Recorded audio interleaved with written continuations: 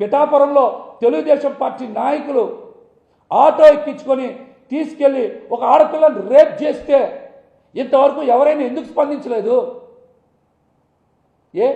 మా సాధారణ మహిళలైతే వాళ్ళకి ఆత్మగౌరవం ఉండదా? వాళ్ళకి భద్రత కల్పించరా? ఆ దుర్మార్గుల మీద, ఆ రాక్షసుల మీద కేసులు నమోదు చేయరా? పొంగనూరులో 7 ఏళ్ల బాలిక అంజుమ్ మీద అత్యాచారం చేసి హత్య చేస్తే ఇంతవరకు కేసులు నమోదు చేయాలా? దోషులు ఎందుకు పట్టుకోవాలా? వాళ్ళకి శిక్షలు ఎందుకే ఇట్లా? అలాగనే మచ్చుమారి ఘటన కూడా ఇంతవరకు ఎవరు మర్చిపోలేదు కదా. ఆ ఘటన మీద కూడా మీరు ఎందుకు స్పందించరా?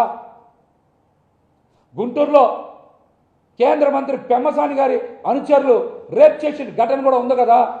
వీటి మీద ఎందుకు స్పందించరు?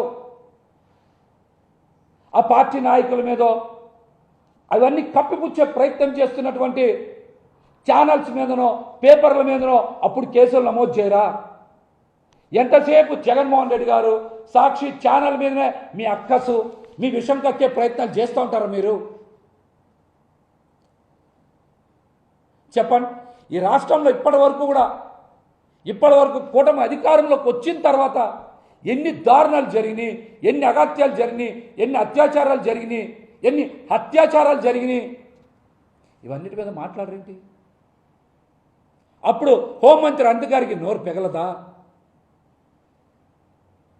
మీ శాఖను కూడా నారా లోకేష్ గారే చూస్తున్నారని చెప్తా ఉన్నారు.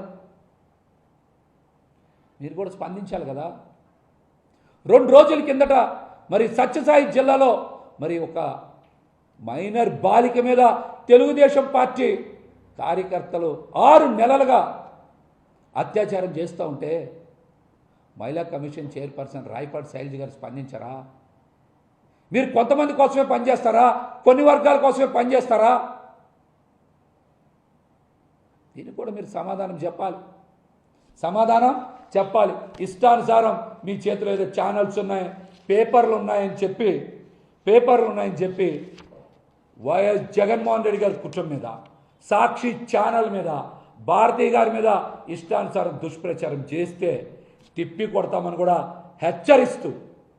హెచ్చరిస్తూ ఇప్పటికైనా సరే మీరు చేస్తున్న దుష్ప్రచారాన్ని నిలిపివేసి రాష్ట్రంలో మహిళల మీద జరుగుతున్న దాడుల మీద, అత్యాచారాల మీద, హత్యాచారాల మీద దృష్టి సారించి మహిళలకి రక్షణ కల్పించాల్సిందిగా తెలియజేస్తాం.